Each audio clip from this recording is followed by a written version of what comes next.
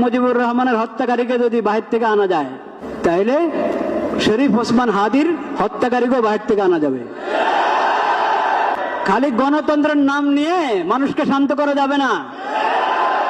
মানুষ দেখেছে গণতন্ত্র, যতদিন আল্লাহর বিধানের কথা বলতে লজ্জা পাবেন দেশে শান্তি আনতে পারবেন না। গণতন্ত্রের পরীক্ষা হয়ে গেছে। সমাজ এবং সরকার এবং দেশে শান্তি শৃঙ্খলা ফিরে আসতে হলে আল্লাহর বিধান প্রয়োগ করতে হবে। পেশাসের বিধান আল্লাহ যেভাবে দিয়েছেন সেভাবে প্রয়োগ করেন। মামলা ঝুলায় রাখবেন না। মামলা ঝুলায় রাখা এটা ইংরেজদের সভ্যতা। ইংরেজদের আইনের কারণে এরকম মামলা ঝুলিয়ে থাকে। ইসলামী পদ্ধতিতে আসেন, কোন মামলা ঝুলে থাকবে না।